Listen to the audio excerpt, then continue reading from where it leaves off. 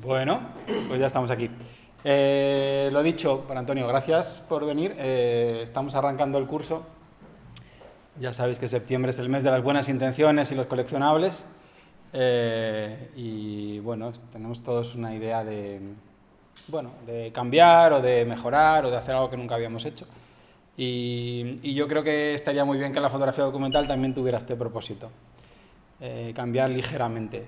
Entonces, lo que vamos a ver durante esta hora es algunas reflexiones sobre el momento actual.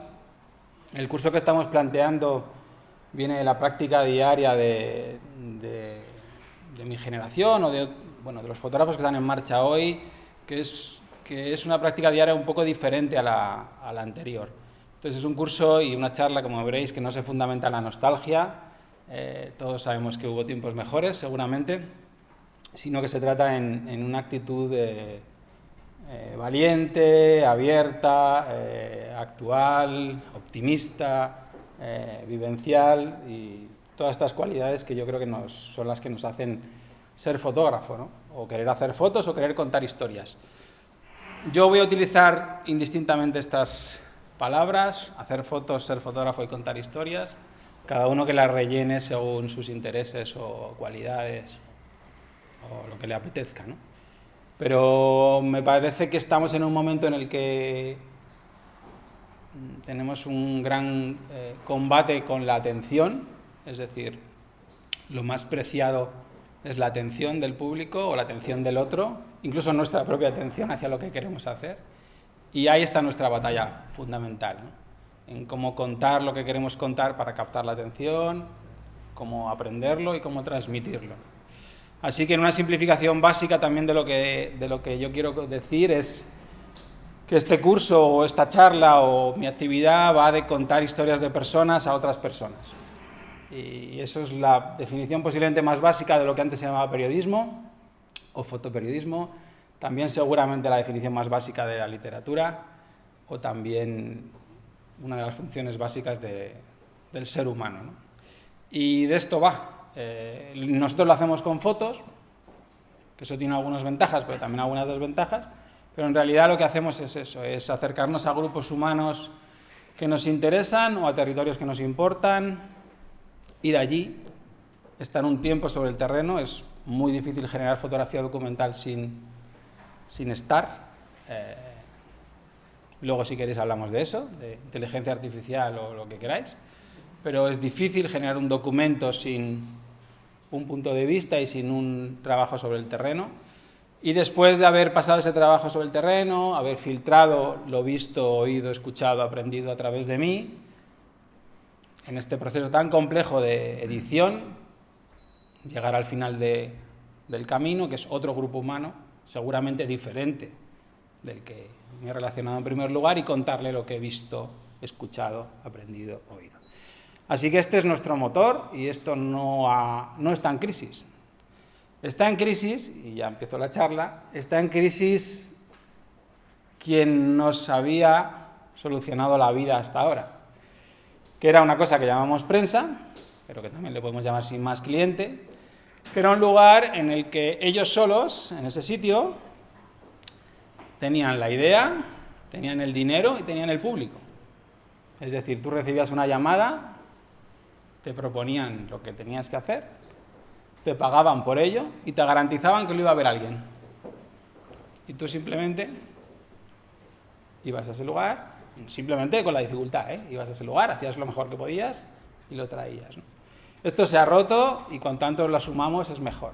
La posibilidad de que el teléfono suene es remota, ¿vale? Solo hay 52 domingos al año, con lo cual si todos queremos publicar en El País semanal, vamos mal, ¿vale?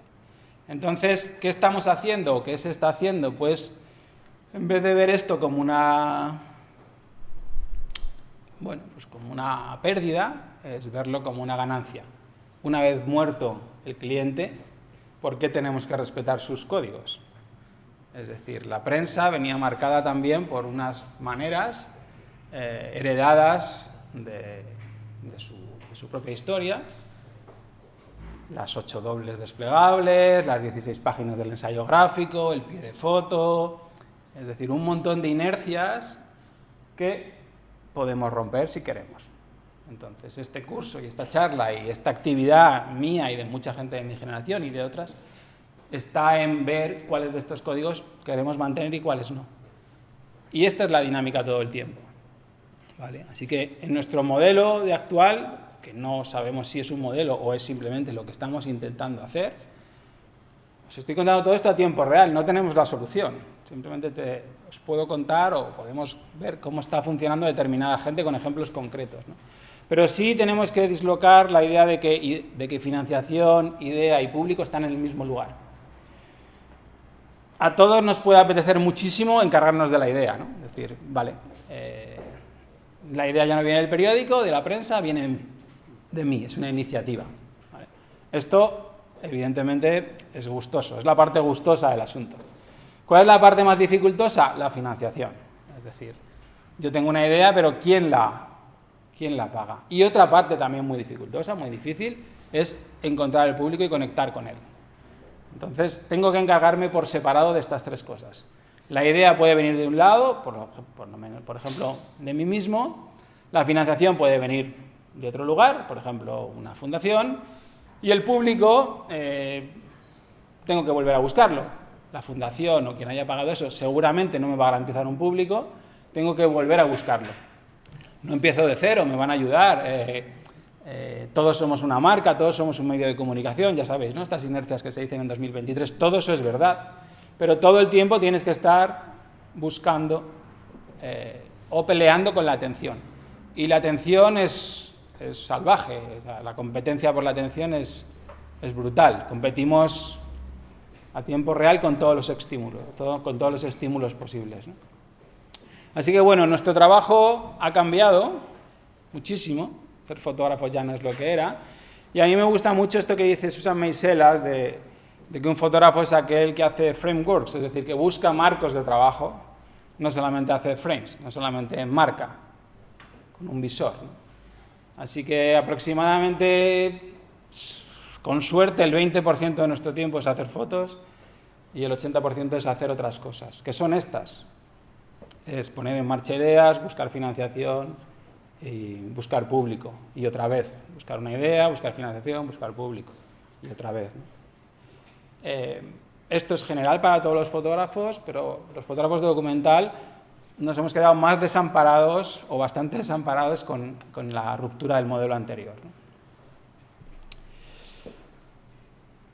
Por poner algunas cosas como puntos de partida, ¿no? Cuando hablamos de lo documental, ¿qué es? Bueno, a mí me gusta mucho esta definición de Flaherty. Flaherty fue este cineasta pionero que fue el que dirigió el Nanook el Esquimal, que es uno de los, creo que es el primer documental de la historia, pero no estoy seguro, o de los primeros documentales de la historia. Y me gusta esta licencia y creo que nos puede ayudar a escapar de la inercia del modelo anterior marcado por el cliente. Repito, una vez muerto el cliente, hay una buena noticia y una mala. ¿Cuál es la buena? Que todo depende de nosotros. ¿Cuál es la mala? Que todo depende de nosotros. Entonces, al menos démonos una alegría, liberémonos de algo, ¿vale? No tengo por qué poner pie de fotos, no tengo por qué hacer una entrega que cumpla con instante retrato ambiente, no tengo por qué hacer una entrega de 40 fotos para dejarla en 16, no. Los códigos pueden ser nuevos porque los clientes son nuevos, porque los soportes nuevos son nuevos y porque seguramente el público sea nuevo. Así que la licencia inicial de Flaherty, que esto es hace 100 años por lo menos, de esta cosa de interpretación creativa de la realidad, creo que puede ser un buen partida para elevar, al menos para ampliar las posibilidades. Luego me puedo quedar todo lo fiel a la realidad que crea o que quiera, pero al menos permitirme un poco de vuelo, ¿no?, en esto. En literatura, por ejemplo, o en periodismo lo tienen mucho más entrenado y mucho más asumido, ¿no? Está el periodismo y está la crónica, que es un género que digamos que se separa un poco del periodismo, es realista, es documental, está basado en hechos reales, pero se permite un poquito más de altura literaria, poética, ¿no? A mí me gusta esta pequeña elevación y creo que Flaherty se la tomó en Nanook el Esquimal, ¿no? Y en realidad se la ha tomado mucha más gente de la que luego lo ha reconocido, ¿no? Mucha más gente. Esta altura, esta licencia, sobre la realidad se la ha tomado mucha gente que ha pasado la historia o que ha defendido en vida unos dogmas que ni siquiera ellos estaban cumpliendo, ¿no? Entonces es interesante también de irlo sabiendo, ¿no? La segunda asunción de responsabilidad es el principio de Heisenberg, de física. Yo soy físico teórico, nadie es perfecto.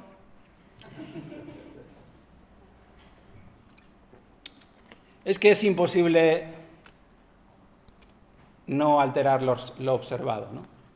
Es decir, esta cosa de el fotógrafo como ser de luz que atraviesa los lugares sin tocarlos, sin intervenir en la realidad y que es un mero testigo, pero que a la vez el universo se ordena para él, claro, ¿no? Pues, bueno, creo que es demasiada responsabilidad.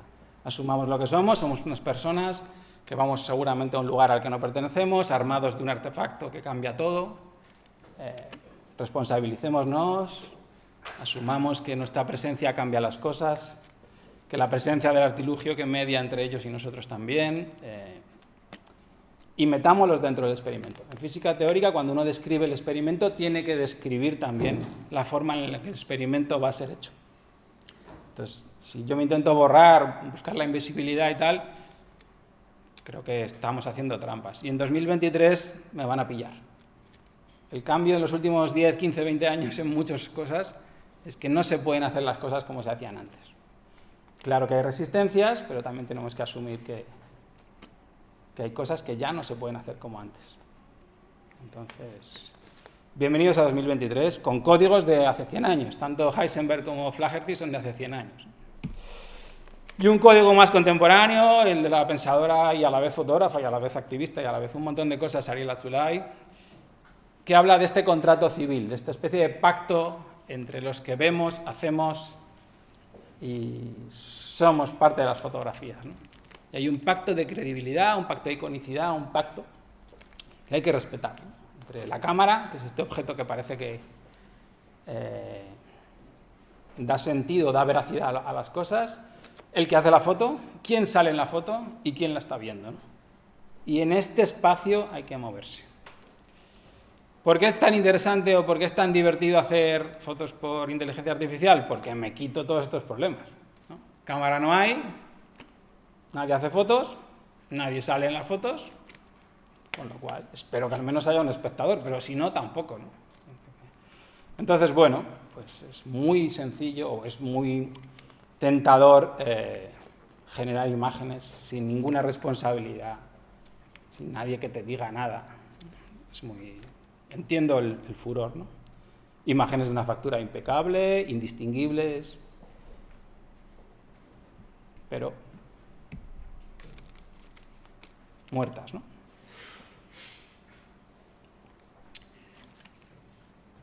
Bueno, en esta idea de dar un poco la vuelta a la tradición de la fotografía documental, me permito pues, ser literal y dar la vuelta a algunas imágenes iconográficas de la historia de la fotografía, como el retrato de Dorothea Lange de esta, no me acuerdo si era granjera o parcera, o bueno, persona desplazada en los momentos de la Gran Depresión Americana, tras el crack del 29, en los que, si sabéis más o menos la historia, hay una que se llama una misión fotográfica por el Estado, Estados Unidos, deciden que hay que documentar lo que está pasando, sobre todo en el sur, y deciden mandar a muchos fotógrafos, bastante buenos, a documentar la realidad, ¿no? Y este es un retrato magnífico, hecho con una posición de respeto bastante contemporánea, con una datación de quién es el otro bastante contemporánea, ¿no? Pongo ejemplos de hace 20 años, 100 años, porque hace 100 años había gente que hacía las cosas, creo que más como ahora, que luego ha habido una época, ¿no? La siguiente imagen que también es interesante dar la vuelta es la imagen del famoso miliciano de Capa, ¿no? En el año de la Guerra Civil Española, el miliciano de Cerro Muriano.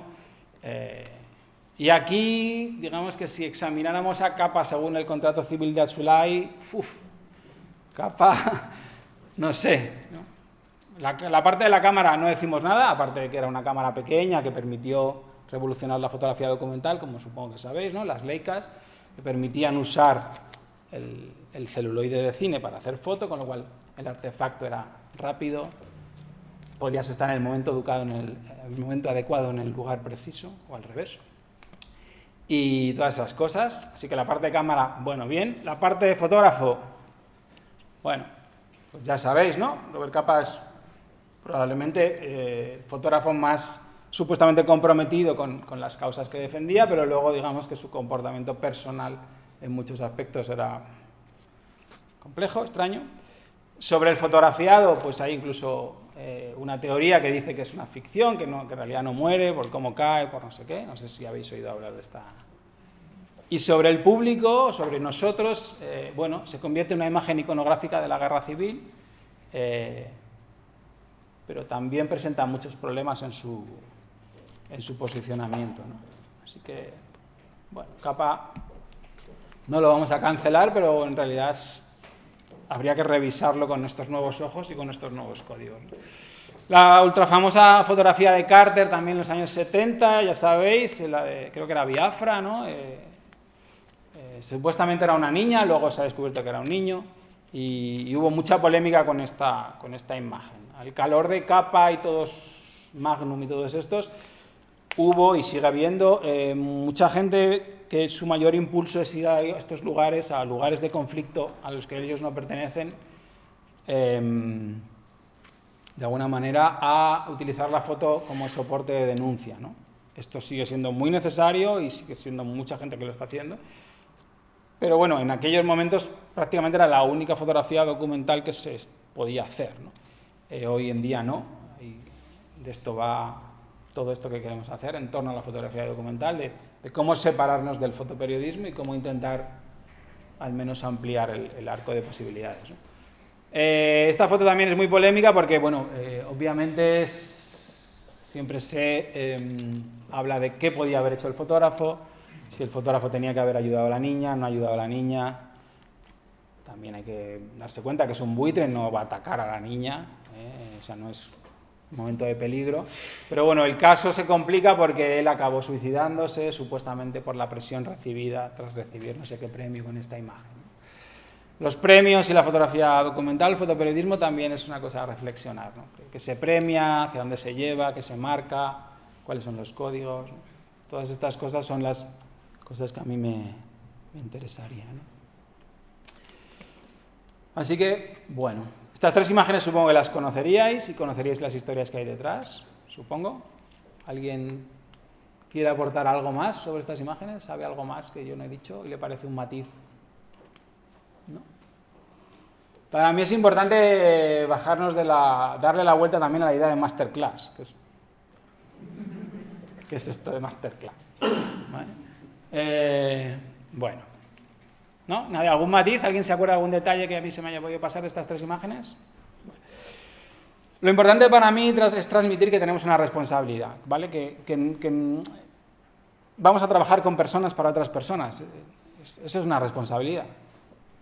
Y la responsabilidad, sea cual sea mi herramienta de trabajo, debo tener claro que el siguiente que vea a esa persona va a pensar que es ella, no que es una foto de ella. Y eso es una responsabilidad. Así que tenemos tres bloques, tres lugares o tres agentes que deberíamos cuidar los equilibrios entre ellos, ¿no? Tengo una responsabilidad como agente emisor, como persona que va a emitir unas imágenes, ¿no? Pero no solo la tengo yo, la tengo quien me lleve, quien me pague, ¿vale? Entonces, debo asumir que voy a ir en el mismo pack que mi pagador o que mi cliente. Entonces, si yo no estoy cómodo con mi pagador, mi cliente, mi patrocinador, voy a sufrir. Entonces, tengo que intentar ser coherente con para quién estoy trabajando. Así que los emisores tienen una responsabilidad y tienen unas preguntas que hacerse que luego veremos, ¿no? Los protagonistas, yo como emisor, como agente iniciador de esto, porque esto lo inicia alguien que quiere hacer una foto, no se inicia al final de la cadena ni en medio, el que inicia la cadena es el emisor, por eso es el emisor, tiene una responsabilidad sobre la emisión. Y si no está llegando, en vez de echar la culpa al receptor, como es lo que normalmente hacemos, ¿no? Dice, no, es que nadie me entiende, o es que ya no se compran periódicos, o no sé. En vez de echar la culpa a él, pensemos en cómo estoy emitiendo, si lo que emito se entiende, tiene interés, está bien narrado, no sé. Entonces, los emisores tenemos una responsabilidad muy fuerte. Sobre los protagonistas tenemos una responsabilidad, ¿no? En general vamos a trabajar con personas, ¿no? Pero tendemos a convertirlas en arquetipos. Tendemos a que esa persona represente otra cosa, a más gente. Y eso tenemos que hacérselo saber a la persona. Y si somos nosotros los fotografiados, tenemos que ver si estamos de acuerdo en representar a tanta gente. Las 3 imágenes anteriores no representan solo a estas personas, ¿no? Este presenta una situación social gigante, por eso son iconos, ¿no? Este presenta al bando perdedor de una guerra civil entera, y el niño, representa un problema de un continente entero en su momento. Entonces, bueno, ¿cómo los estamos usando? Solamente como arquetipos, solamente como cuerpos. Por ejemplo, en la moda, que es otro sector, no es fotografía documental, pero el uso del otro es un uso de cuerpo, es simplemente un cuerpo al que le da luz. No sabemos nunca cómo se llama el modelo, qué le pasa. Solo lo sabemos si es tan conocido que ya sube el factor a la marca, ya es la marca la que quiera el modelo, no el modelo, al revés, ¿no? La marca. ¿Vale? Entonces tenemos que pensar qué estamos haciendo con las personas que salen en nuestras fotos. Y los receptores también tienen que ser tratados con cierto respeto. Les tenemos que dejar un espacio para que reflexionen sobre lo que están viendo, ¿no? La primera tentación de la imagen, y hoy en día, es que la primera es que te la tragas, luego ya piensas que te has tragado. Pero la primera cosa es que te la has comido. Bueno, pues tenemos que también tener una responsabilidad, una nueva responsabilidad como esto. No podemos, creo, hacer las cosas como en los años 90, en los 2000, y no digamos en los 60, 70, 80. Tenemos una responsabilidad. Y si hay una prueba que uno puede hacer muy fácilmente para ver si está siendo responsable en esta cadena, es si le enseño las imágenes a los protagonistas, es decir, si convierto a los receptores también a los protagonistas también en receptores, ¿aguanto esa conversación? Es decir, si yo le echo una foto a ella en el contexto X, os la enseño a vosotros os gusta mucho, valoráis, leéis, lo que sea, si se la vuelvo a enseñar a ella, ¿qué opina de esa foto? ¿Cómo se ve? ¿Qué representa? Vale. Esa prueba, creo que es una prueba que al menos deberíamos intentar pasar cuando estamos ofreciendo imágenes de otros. ¿Estaría a gusto la persona que sale en la foto con la foto? Esto hace 10, 20, 30 años, no era un problema, porque en general, una vez en Nofoto hicimos un mapa de países emisores de fotógrafos y países receptores de fotógrafos. Entonces había países que evidentemente uno iba a un lugar, hacía fotos de ese lugar, nunca más en ese lugar se veían y ibas a tu lugar de origen a enseñarlo. Y quedabas como un viajero increíble o un héroe de guerra o X. Pero no estabas ejerciendo tu responsabilidad ahí. Esto está cambiando porque gracias a Internet y la difusión mucha de esa gente se ve. Entonces propongo que empecemos a pensar en esa responsabilidad. Sí, una pregunta. ¿Es necesario que hablemos de fotografiar personas a la hora de fotografía documental? Me explico. Para atacar un problema o un grupo, yo puedo también ver sus hechos, sus objetos, o puedo hacer fotos de un vertedero para representar nuestra sociedad también, o de este tipo. Es decir, el hecho de que sean personas es también una herencia de la fotografía documental del pasado, o podemos hacer fotografía documental también documentando no personas. Sí, se puede hacer fotografía documental y es documental sin fotografiando espacios solamente. Lo que pasa es que yo voy a lo difícil. Hay que decir, si consigues ser respetuoso con las personas, seguramente vas a conseguir ser respetuoso con los espacios. Pero sí, desde luego, yo no estoy diciendo que solo la fotografía de personas sea la única documental posible. Lo que ocurre también es que a todos nos gustan más. ¿Qué pasa cuando fotografían espacios solamente? Que los llenan de historias, ¿no? Fotografían ausencias, o fotografían huellas, o fotografían rastros, ¿no? O sea, la atención es empática, en el sentido de que uno necesita cierta identificación con... Entonces, aunque sea una colección de habitaciones vacías, de personas, por ejemplo, que se han suicidado, tú vas a contar y digamos que el volumen emocional y el volumen de atención sube. Si yo te digo, te enseño unas habitaciones vacías, tú lees ahí como, bueno, parecen adolescentes, por ejemplo, y te digo, después. Son espacios de gente que se ha suicidado antes de cumplir 18 años. Estaría en una fotografía más creativa, digamos, ahí, ¿no? Estaría subiendo más el listón del... Estoy permitiéndome, repito la tesis, me libero de la prensa, me libero de sus códigos, voy a por unos nuevos códigos que estén más vinculados a donde estamos nosotros. ¿Dónde estamos nosotros? Consumiendo todo el rato simultáneamente información escrita e información visual. Estamos en 2023. Yo puedo renunciar a eso y volver y decir, no, solo 16 fotos con su pie de foto. Puedo hacerlo, pero tengo una oportunidad en unos códigos que estamos todos, las series de televisión, el cine, los anuncios, los memes. Todo es foto, todo es palabra e imagen. Permitámonoslo. Y a veces es mezcla de imagen fija con imagen en movimiento, a veces los audios tienen mucha presencia, permitámonoslo como fotógrafos documentales. No vamos a ser menos fotógrafos. Entonces, completamente de acuerdo en que yo puedo renunciar a contar mi historia a través de imagen, de personas, pero que sepas, o sea, cualquiera asume que me estoy perdiendo gran parte de la posible conexión emocional con el futuro público. Porque el futuro público estaremos de acuerdo en que sí van a ser personas, ¿no? Entonces, bueno, puedo hacerlo, pero seguramente, y muchos de los trabajos que estamos diciendo que van de espacios vacíos, cuando llega a contárselo al otro, si puedes, si tienes la historia, la llenas con esta emoción o esta ausencia. Así que sí. En todo caso, cuando existe la presencia real de alguien que se puede volver a ver en esa foto, que no se representa a sí mismo, es el momento de máxima responsabilidad. Cuando yo tengo a alguien ahí que lo he usado, que lo he usado. Esto también tenemos que asumir los fotógrafos, lo hacemos, los usas. Entonces, al menos, que estén de acuerdo, o lo hayas explicado bien, o puedas volver con la cara alta, ¿no? Hay gente que no puede volver, ha hecho trabajos magníficos de los cuales presume muchísimo en otro lugar, pero no puede volver. Se lo cargan, ¿vale? Porque no ha sido responsable. Y a todos nos parecen trabajos fascinantes y tal, pero no ha sido justo con la gente allí. Está la definición esta salvaje de Janet Malcolm sobre lo que es un periodista, que es larguísima, no me acuerdo, empieza el libro. Es una periodista americana, murió hace poco. Tiene un libro que se llama El periodista y el asesino. El párrafo inicial, luego si queréis lo buscamos, define perfectamente las dificultades del oficio, ¿no? Porque en el fondo estás usando a la gente. Entonces, bueno, yo lo que animo es a 2023 a usarla, porque es que no hay otra manera de contar su historia sin él o ella, pero responsabilizarnos de ese uso, ¿no? Repito, una posible prueba es llevar esas imágenes, convertir al protagonista en público, a ver qué opina. Si resistes esa prueba, estás siendo más responsable que si no la resistes.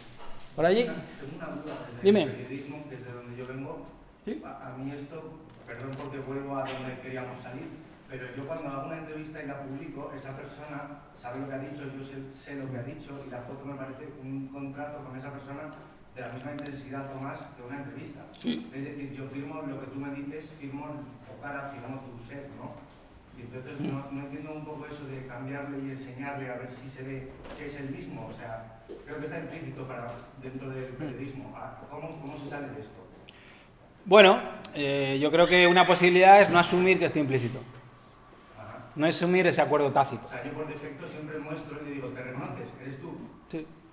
Bien, me parece muy buena práctica O sea, inicial. Quiero decir, estoy dudando de si esto es de lo que estabas... Sí, es eso, pero quizás en proyectos más largos, que no es lo mismo, pero en la construcción de un proyecto largo. En la entrevista hay un acuerdo tácito, pero a veces, tú sabes, y este libro que os digo del asesino y el periodista va de esto precisamente, hay muchas traiciones en ese código, ese acuerdo supuestamente tácito entre iguales.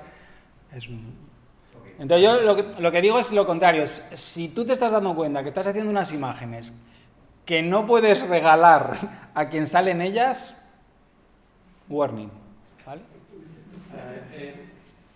Soy David de la Torre de Hearst. Hola. Mi patrón Hearst, al cuando le dimos la guerra americana, española, y perdimos las colonias, tiene una frase magnífica que dice que periodismo es todo aquello que alguien pagaría porque no se publicase, el resto es publicidad y la vamos a cobrar. Entonces, el papel que tú dices del retrato es el papel del recadero. Si yo voy a hacer un retrato a alguien y ese alguien está contento con el retrato que yo le hago y está contento con que lo publique, eso es publicidad y lo vamos a cobrar. Tú tienes que tener tu criterio y llevar tu retrato por encima de lo que piense ese señor. Si ese señor no está de acuerdo, peor para él. Perdón. No, gracias. No, a mí me parece bien, pero yo no hablo solo de retrato. No, digo retrato en el sentido como una pieza de fotoreportaje. Sí, pero por ejemplo, si hay un comportamiento implícito en esa acción, que es real, claro. Hay una persona que trafica y tú la sacas traficando. ¿Hay una responsabilidad ahí o no? No es un retrato, él sabe que estás, con suerte, o no, bueno, no importa tanto. Difícil, ¿no? ¿Sí? Difícil. No, difícil. Yo simplemente lo que intento es que asumamos esta responsabilidad. Estamos en un lugar complicado, hay muchas discusiones posibles éticas, pero bueno, que nos elevemos sobre el acuerdo tácito y sobre el código anterior en el que yo estoy aquí para enseñarle la verdad al mundo, ¿no? Que es bastante pretencioso y problemático, en mi opinión. Pero sí, el retrato puede tener sus matices, hay un acuerdo intermedio en una negociación mayor, pero no hablo solo de retrato, hablo de imágenes en las que estamos usando a personas que no somos nosotros para contar historias que no son nuestras. Simplemente lo que animo es a tener cierta responsabilidad. Y bueno, hacer esta prueba, si son receptores, ¿qué opinan? Yo no digo que haya que hacerles caso, dice, pues no me gustó nada. Bueno, tú verás si la publicas o no, pero al menos volver y ser consciente de que se va a ver. La anterior situación era más cómoda. Repito, países emisores de fotógrafos, países receptores de fotógrafos. Gente nunca se veía en esas imágenes. Era caridad, ¿no? Era caridad visual. En realidad, pretendidamente estabas denunciando, algunas veces funcionaba mejor, otras peor, pero no era más, como dice Ariel Azoulay, de un modo de vida de un grupo de gente. O sea, la fotografía esa era caridad y era un modo de vida, que es también lo que dice Janet Malcolm. Asumamos que es nuestro oficio. Entonces, yo simplemente represento no tengo la solución, pero sí la reflexión sobre que no es inocuo lo que hacemos. No somos seres de luz, influimos en la gente, podemos joderle la vida a alguien. ¿Vale? Y creo que es el momento de asumirlo, en 2023. ¿No? Ya sé que antes se hacían las cosas de otra manera, pero es importante para mí, ¿no? Sobre las preguntas que los emisores se deberían hacer, yo como emisor debería preguntarme cuál es mi intención, cuál es mi punto de vista y cuál es mi posición sobre ese grupo humano, esas personas o tal. Lo mismo si soy un medio de comunicación, lo mismo si soy un pagador, una fundación, y si hay algo contradictorio entre estas tres cuestiones, ¿no? Entonces yo debo tener el espacio para preguntarme por qué estoy haciendo este trabajo, tengo un punto de vista claro sobre él, sobre el tema, cuál es mi posición, qué voy a hacer, ¿no? Y si estoy incómodo, lo voy a pasar mal, ¿vale? Es decir, si se me va a notar y voy a generar un poco de ruido en torno al proyecto. Puede ser magnífico y puede tener muchísimos premios y todo esto, pero tengamos en cuenta, ¿no? que debería permitirme eso.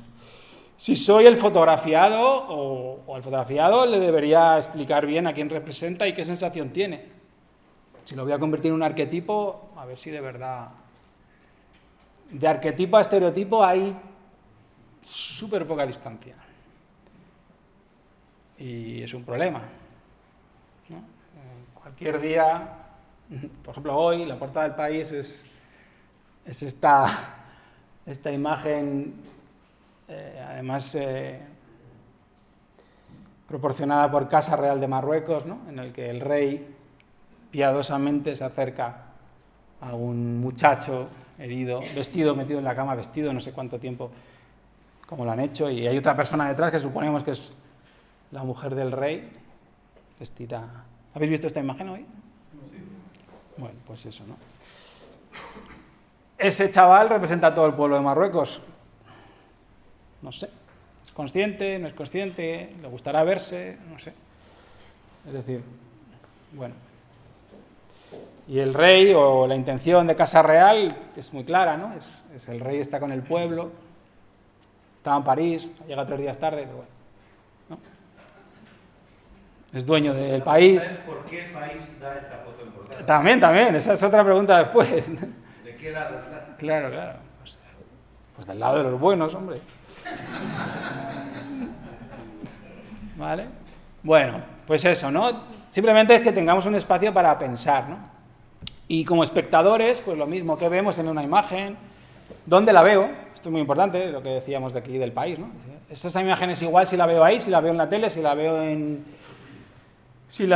online, si la veo en un museo, si la veo gigante en una valla publicitaria, si la veo... ¿vale? Cada imagen, según su soporte y según quién te la ofrece, como en el envoltorio, también forma parte del asunto, ¿no? Entonces, como espectadores también deberíamos dejarnos este espacio para ver, ¿no? A la luz de esto, podemos probar a hacernos preguntas sobre alguna de estas imágenes vistas, ¿no? Pues Dorothea Lange, supongo que su posición sería de solidaridad, ¿no? Te encargan, tu país está devastado, te encargan ir a conocerlo, te acercas a la gente con humanidad, hay una altura, bueno, parece que es de igual a igual, no sé, son 2 mujeres, no sé, parece que hay como un respeto. En la secuencia entera las imágenes son un poco más... hay un poco más de tensión, pero esta imagen presenta bastante tolerancia del uno hacia el otro. Es una imagen que funciona, supongo que tendría una buena intención. ¿Cuál es la intención de quien hizo el encargo de la Farm Security Administration? Bueno, pues en principio una intención blanca, documentar el país. No sabemos. Bueno, los encargos de las instituciones públicas también tienen siempre su doble faz, igual que de las instituciones privadas, ¿eh? Otra vez la distancia entre el encargo y la propaganda o la publi, como decíamos antes, está súper cerca. Asumámoslo, vamos a tener que trabajar con diferentes pagadores, y asumamos si sus ideas, sus propósitos son parecidos a los nuestros o al menos soportables, compatibles. Como espectadores, ¿ella cómo estaría respecto a la imagen? No sé si ella se volvió a ver. Se supone que sí. ¿Alguien tiene una historia? Sí, se volvió a ver y no estaba de acuerdo con la imagen. Y no está de acuerdo con la imagen. Me refería a las fotos de Dorothea Lange siguen con, en mi opinión, una diferencia fundamental, por ejemplo, con los que hizo Walker Evans, también para la Farm Security Administration. Walker Evans no quería cambiar el mundo, no era militante, es decir, él pensaba que su labor era hacer fotografías y reflejar la realidad. Dorothea Lange no, Dorothea Lange era una propagandista, es decir, bueno, en el más sentido de la palabra, cada uno lo entienda como quiera, pero tendía, por ejemplo, a teatralizar las imágenes y a falsear la realidad, también por eso en parte esa persona no estaba de acuerdo con las fotos que le hicieron. Pero eso al final da un poco igual. Es decir, al final lo que importa, esa foto aguanta porque es una buena foto y era un buen retrato. Con independencia de que estuviera falseada o lo que sea, da igual. Sí, no, yo sobre lo que llamamos falsear la realidad, precisamente os animo a tomarnos algunos, el que quieran, no es todos, esta licencia que decía Flaherty de interpretarla creativamente, ¿no? Quitar algo, poner algo, buscar la luz buena, y vamos a ver algún ejemplo, y en el curso hay algún profesor que va más allá y genera incluso coreografías entre los fotografiados, ¿no? Es decir, prepara la imagen, ¿no? Entonces, bueno, ese límite, Walker Evans aparentemente era más frío, más metódico, más tal. Y, claro, aparentemente, luego el trabajo que hizo con el de elegimos ahora, con el de James Agee, ahí hay retrato que es más en esta línea, pero es verdad que tenía una visión documental más de los espacios, los lugares. Pero bueno, dentro de este encargo, interesante este encargo de ver también los matices, ¿no? Con un mismo pagador, con un mismo propósito, supongo que con un mismo, lo que llamaríamos briefing, vas a ir allí, vas a intentar hacer esto, cómo cada fotógrafo o fotógrafa lo resolvía, ¿no? Y eso también es interesante, también es una responsabilidad, ¿no? Decidir qué imágenes, con el mismo encargo, qué imágenes pongo encima de la mesa. Y este matiz también es interesante, ¿no? Y como espectadores lo que vemos es eso, es una mujer, suponemos que está en problemas, pero no sé si se gustaba o no ella, pues habría que valorar por qué, pero sí se aprecia cierta dignidad, ¿no? Siempre se habla de este retrato como un retrato de dignidad, ¿no? Respecto a este, ya sabéis, ¿no? Hay una polémica incluso de que se habla de la construcción, ¿no? No deja de ser un milagro fotográfico, ¿no? Captar la muerte de alguien, esta precisión, ¿no? Digamos que de las cualidades fotográficas básicas está el retrato, está el instante, ¿no? Sería la otra posibilidad fotográfica pura, muy, muy, muy pura, porque prácticamente o casi se supone que está súper vinculada a la imagen, a la fotografía, quiero decir. Mientras que el retrato entronca con otro tipo de disciplinas, la pintura, etc. Pero el instante parece que es como por eso la fotografía documental durante mucho tiempo y muchos fotógrafos han fundamentado su trabajo en la captura de los mejores instantes posibles, ¿no? Una disciplina, una subdisciplina de la foto muy difícil. Hay que estar muy alerta, tener suerte, es decir, Pero el fotoperiodismo está basado mucho en esta imagen, en estar cerca, ¿no? Lo de nunca estar lo suficientemente cerca, o como era, si tu foto no es buena es porque no estás cerca, algo así. Instante adecuado, lugar preciso o al revés, ¿no? Es decir, esta foto fundamenta toda una... La hemos visto millones de veces, con gente muriéndose o con gente haciendo millones de cosas, pero es la misma siempre, es el fotógrafo de todo lo que ha ocurrido en la historia de la humanidad ha reflejado un 125avo de segundo en el que ha ocurrido esto, ¿no? Es la gran aportación de esta imagen o de esta tipología de imágenes. Respecto al punto de vista, esta imagen fue publicada en muchísimos periódicos, en muchos de ellos con... creo que es el año 37, la guerra civil no está resuelta en ese año. Digamos que la propaganda funcionaba, ¿no? Y sobre todo fue publicada por medios de comunicación que apoyaban la causa republicana.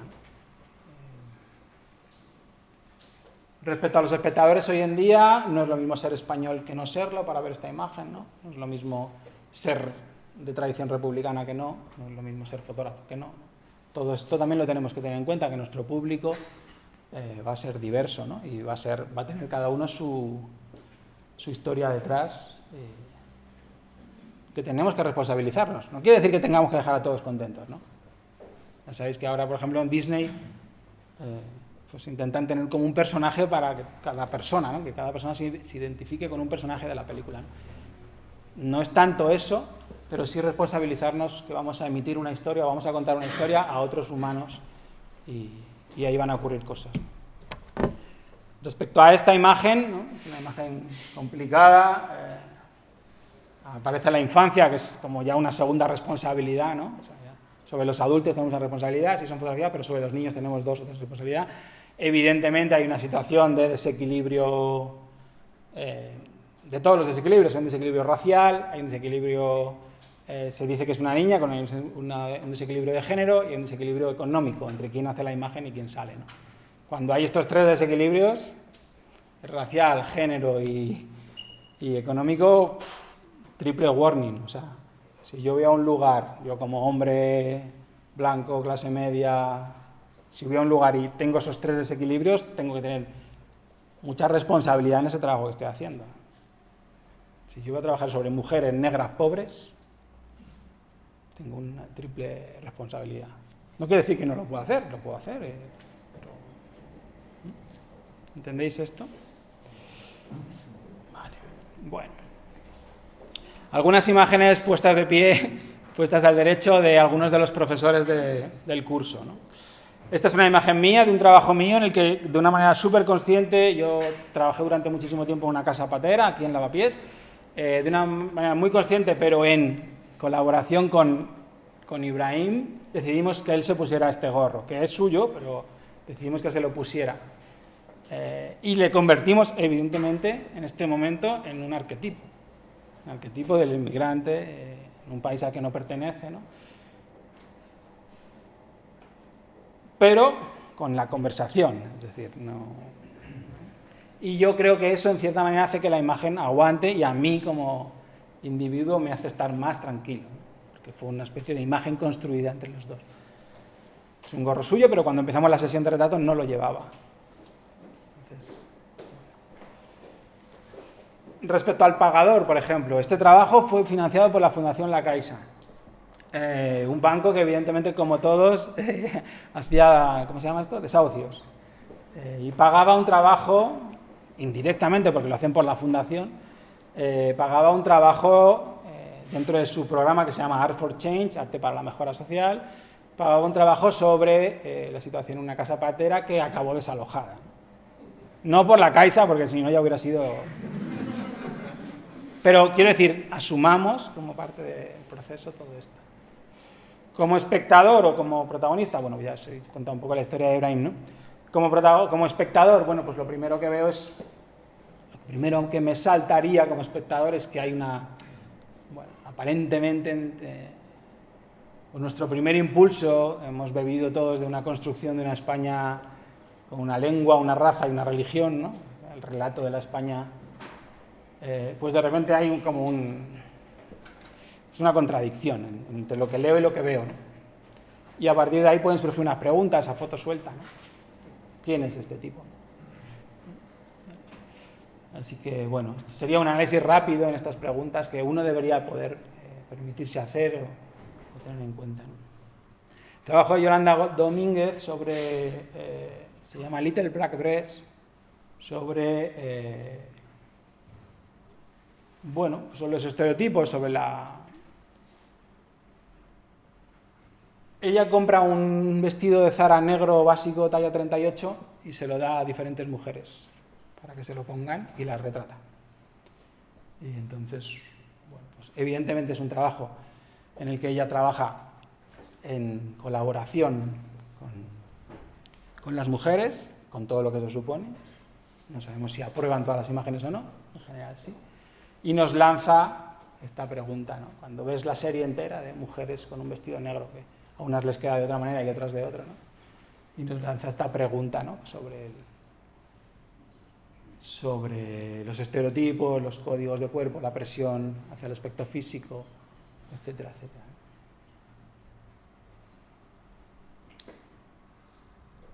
Trabajo autofinanciado, exhibido luego en el Museo del Traje en Foto España, ¿no? Si tú lo ves en el Museo del Traje, tiene un contexto, ¿no? También diferente.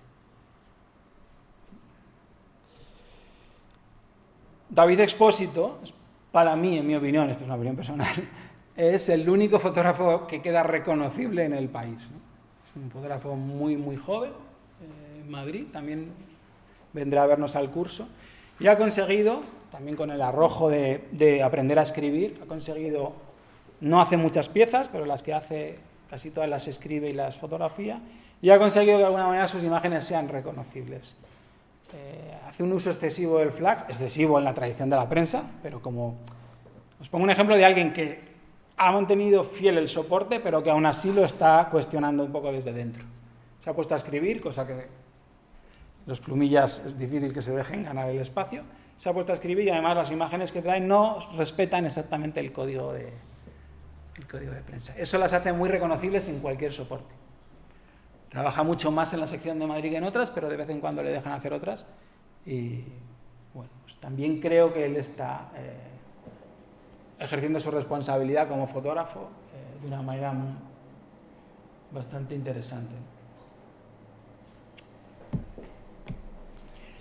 El trabajo Humanae de Angélica Das es un trabajo que evidentemente nace de una responsabilidad personal, ¿no? De una historia personal compleja. Ella es mestiza, brasilera, criada a través de un proceso de adopción de su padre en una familia de blancos, o sea, con una mezcla muy particular en lo económico, en lo racial, en lo étnico, tal. Y ella pone en marcha este proyecto, que es un proyecto con el que lleva bastantes años trabajando, ha fotografiado a miles de personas en todo el mundo. Es un proyecto que se llama Humanae, en el que con este ejercicio, prácticamente como un juego, ¿no? de extraer el pantone de cada persona, nos damos cuenta de la gran contradicción de las clasificaciones por color, etcétera, etcétera. Y ella ha fundamentado toda su actividad, para mí esto es fotografía documental sin ninguna duda, pero no está vinculada a la prensa, ya está vinculada mucho más a fundaciones, museos, instituciones educativas, instituciones culturales, más cercana a lo científico incluso. Tuvo una exposición en el Museo de Historia Natural de Nueva York. Es decir, que es una pieza que hay una preocupación por la realidad, una preocupación por social, pero la forma de afrontarla escapa al código habitual o previsible de hace 10, 20, 15 o 30 años. Interesantes estas aproximaciones para mí. Felipe Romero Beltrán, premio Paul Bouff este año, fotógrafo colombiano, de origen colombiano, residente en España. Este es su trabajo Dialecto, un trabajo con menores no acompañados marroquíes en Sevilla, en el que él genera diferentes piezas que una vez más escapan a los códigos periodísticos para enseñarnos una realidad escenificada. ¿Vale? Está perfecto. Él trabaja con su pareja, que es coreógrafa, y ellos coreografían las imágenes y hacen puestas en escenas con los chicos, evidentemente con su acuerdo, y representan metáforas o escenas de la vida cotidiana un poco metaforizadas. También hay unas piezas de vídeo. Yo este trabajo os lo recomiendo que lo veáis, tanto el libro como las piezas de él y lo que hace él. Me parece que es una fotografía documental posible, valiente, y que tira por elevación a los códigos, ¿no? Hay gente que no la ve, le parece que es falsear la realidad. Para mí me parece elevar la realidad para que nos llegue de otro modo y nos... Os recomiendo el trabajo entero, pero el vídeo en el que ellos leen, sin hablar casi castellano, en el que ellos leen la ley de extranjería, los pone a leer la ley de extranjería. Es alguien que no, la ley que le está encerrando la verbaliza, pero no la comprende. Hay algo ahí que me parece muy valiente, muy interesante. A mí como espectador, a mí al menos me hace preguntarme por qué me está interesando esto, que me mueve todo esto, ¿no? ¿Y de quién dices que es? Felipe Romero Beltrán. Vale, buscadlo si no lo conocéis, muy recomendable. O el trabajo de Carlos Espotorno, de La Grieta, un trabajo que viene del periodismo, viene de un híbrido entre un encargo para un medio de comunicación tradicional y una financiación de una fundación vinculada a un banco, ¿vale? Pero con esa libertad de ese nuevo pagador, de ese nuevo tal, y con el valor de Carlos y también de Guillermo Abril, que es el que hace los textos, escapan al código tradicional lo publican, digamos, normal en el país, y luego, una vez cerrado el proyecto, publican este híbrido entre cómic y fotolibro, que también me parece un hallazgo narrativo y que permite, una vez más, lo que decíamos antes, de llegar a un público de un modo diferente, a más público de otra manera, ¿no? Y vinculado a lo documental. Vale. Bueno, pues paso de algunas de las personas que van a venir a este curso o algunas de las personas que están en marcha cuestionando o aprovechando que el cliente ha muerto haciendo las cosas de otra manera. Sí. Bueno, pues nada. Muchas gracias. Bueno. ¿Alguna pregunta? Aprovechando algún matiz, algún detalle. Hola, Juan. Hola. Bueno, gracias por tu tiempo primero. Nada. Decías antes que hay que tener responsabilidad cuando fotografiamos a personas. Sí. Y decías literal porque podemos coger realidad aquí, ¿no? Por ejemplo. Interesante. Por ejemplo. Y ponías el ejemplo de fotografiar a mujeres negras y no sé si después has dicho pobres o... Pongo el ejemplo de la dificultad que uno tiene que detectar cuando se está metiendo en un trabajo en el que va a tener muchas veces esta dificultad. La pregunta es si podrías ponernos un par de ejemplos de un trabajo documental que tú pudieras hacer con este perfil, mujeres negras, pobres, y qué cuidado tendrías, ¿no? O sea, ¿qué foto no harías y por qué si es algo que está sucediendo? Bueno, yo tengo sobre este trabajo, que no son mujeres, pero bueno, evidentemente digamos, el punto de partida es muy desequilibrado. Aquí el cuidado es exquisito desde el principio al fin. Primero, los retratos se dialogan, se pactan, los retratos. Segundo, en el relato general, si conocéis este trabajo, se llama Salitre, hay 13 libros, 12 hechos por ellos y uno hecho por mí. Cada habitante de la casa hace un libro sobre su propia vida. De tal manera que cuando se presenta el relato al siguiente en la cadena, no es un retrato no es un relato, perdón, de un fotógrafo que consigue entrar en una casa patera y te enseña lo que nunca ha visto, no. Es un relato de una persona que entra a un lugar donde viven otras 12 personas, trabaja con ellos, convive con ellos y entre todos intentan contar la historia en esa casa. Ese compartir el poder, digamos, el poder del narrador, compartir la atención para generar un relato más complejo y atravesar tú también tus propios procesos de dudas y tus dificultades, por ejemplo, la económica. ¿Qué hago yo? Yo recibo un dinero de Fundación La Caixa para hacer este trabajo. ¿Qué hago con ellos? ¿Los trato como autores? Pues sí, al final. Ellos cobraron por hacer cada uno de sus libros, los libros luego se siguieron vendiendo a través de la editorial, siguieron cobrando el porcentaje de autor que corresponde a cualquier autor.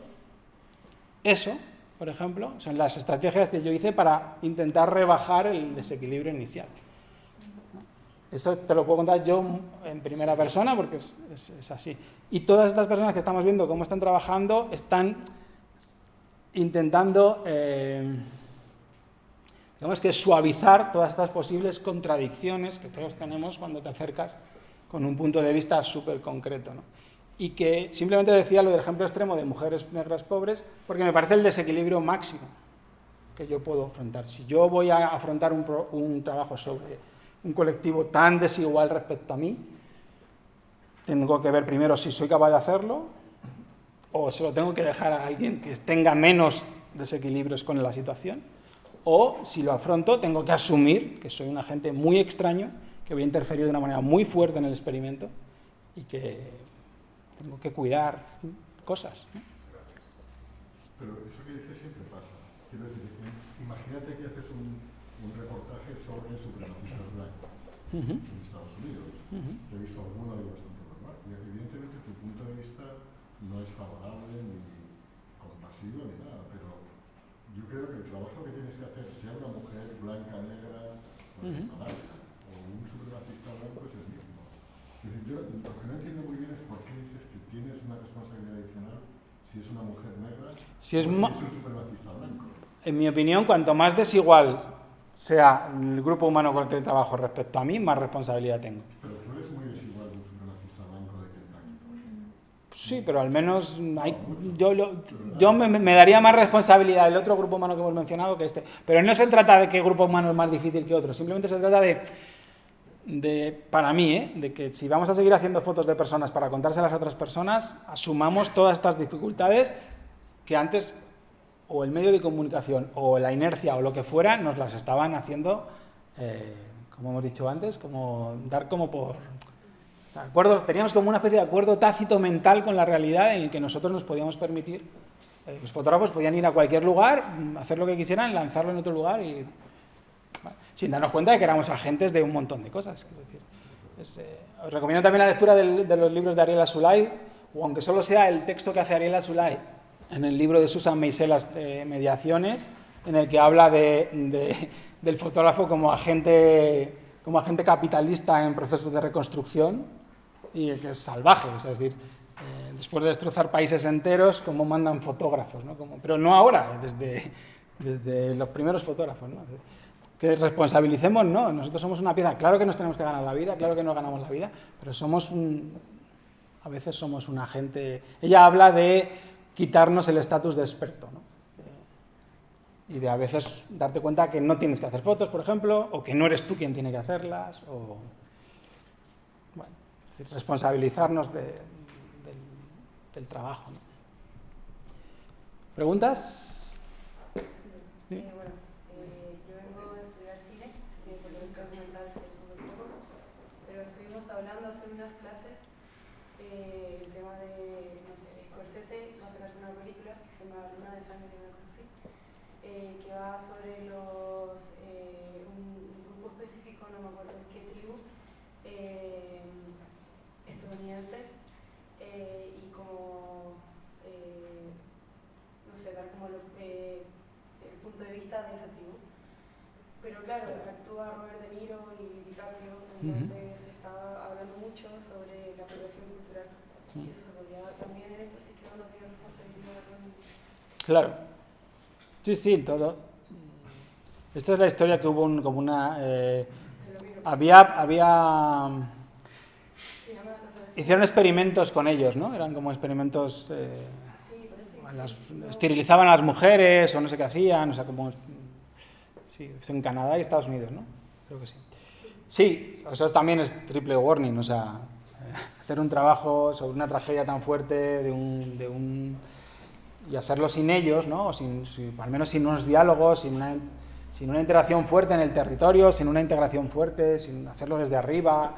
Pero estaba diciendo que hay una protagonista que es de esa tribu, o descendiente de esa tribu, pero que el tiempo en el metraje, en comparación a lo que va a salir Robert De Niro y DiCaprio, es Ya. o sea, es una brecha tan grande que se le está criticando mucho al respecto. Claro. ¿Cómo es posible que muestres a dos hombres blancos fuera completamente de esa tribu y a pesar de que va de eso en la peli, no muestres más a la chica que sea muy buena? Y eso que es cine, que el cine no tiene este índice de iconicidad tan fuerte como la foto, ¿no? Al cine le perdonamos más cosas, porque es como el dibujo, ¿no? Es como... ¿no? Le perdonamos. Si hiciéramos dibujos, muchas de estas cuestiones estarían muy matizadas, porque la tendencia del público al final de la cadena a creérsela sería menor. Si nosotros hiciéramos dibujos, si fuéramos hiciéramos lo mismo, iéramos a lugares, entrevistáramos gente, pero los dibujáramos, nuestra sensación de responsabilidad sería menor, porque nuestra exigencia de realidad del público sería menor, y de fidelidad y de rigor. Que tenemos mucha, porque estamos utilizando un medio que es precisamente su cualidad principal, o una de sus cualidades principales, es eso, es que tendemos a creérnoslo. Entonces en el cine, pues siempre se puede echar De hecho hay un género claro, que es el cine documental, y en foto también, ¿no? O en literatura, ficción y no ficción, ¿no? Entonces nosotros estamos hablando, un foto documental que está hablando de no ficción. Con alguna licencia, porque uno podría decir que esto es ficción. Pero bueno, son ellos, ¿no? Este juega un poco al límite. A mí llegar hasta este límite me interesa. Un poco más allá es ficción. Pero este límite, el que le guste este límite, hay más gente explorando ese límite. Generando situaciones documentales a través de procesos pensados, acordados. Está Mohamed Bouissa, no sé si habéis visto este libro que él hizo Es un fotógrafo francés de origen magrebí. Hizo un trabajo varios meses después de los primeros disturbios de la banlieue, de la periferia de París. Hizo un trabajo con sus amigos recreando las cosas que pasaron. Y cuando lo ves, parece documental en esos días, pero no, son sus amigos generando como escenas de violencia de esos días, ¿no? Y es interesante ese código, ¿no? También. O sea, creo que es el límite, o esos límites creo que nos los podemos permitir, porque, repito, es la única parte buena de que la prensa no sea nuestro motor. O es una de las partes buenas, no la única, pero que nos podemos saltar alguno de los códigos. Esto es a lo que yo os quería animar. Sobre el curso, el curso trata de esto, ¿verdad? Trata de hacer este arco un poco más abierto de fotodocumental, escapar al fotoperiodismo estricto, que el que quiera hacer fotoperiodismo estricto, que siga cumpliendo ciertas normas, también es bienvenido, siempre que sea una decisión, no sea una obligación, o no sea lo único que cree que puede hacer. Se puede hacer muchas más cosas. Es abrir un poco este arco y ayudaros a poner en marcha este proyecto, o si viene ya empezado, ayudarlo a vincularlo, buscarle la financiación y ayudar a buscar el público explorando soportes diferentes. Aparte de estos fotógrafos que hemos visto, viene gente que no es fotógrafo, ¿no? Sino que son gente que se dedica a comunicar proyectos de otros. Sandra Maunac, que es comisaria de exposiciones, Silvia Omedes, que dirige una fundación que se llama Photographic Social Vision, que busca maneras de financiar y difundir la obra de fotógrafos, y David Linuesa, que es experto en pantallas, ¿no? Es decir, la idea también de abrirnos a que tu mismo proyecto, una vez acabado o vinculado, tenga soportes diferentes para públicos diferentes. Es decir, lo que sería obvio en 2023, no quedarnos pensando que la única opción de contar nuestra historia sigue siendo la prensa tradicional o las webs de los periódicos, ¿no? Y esto, la idea es que tengáis una propuesta de trabajo para hacer durante el año, que vayamos puliendo vuestro punto de vista. Seguramente va a aparecer un grupo humano sobre el que trabajar. Con eso construiremos un proyecto, insistiremos mucho en la responsabilidad. Es decir, antes de hacer las primeras imágenes vamos a pensar bien, o si las traigo hechas voy a pensar bien todas estas preguntas. ¿Qué estoy haciendo? ¿Estoy siendo de verdad, no sé, responsable? Y generaremos este relato, ¿no? Y le intentaremos dar esta triple salida en pared, papel y pantalla para que tengáis como las posibilidades de buscar este público, estas personas que quieran oír otra historia que en general de personas que abarque, ¿no? Esto va a ser el proceso.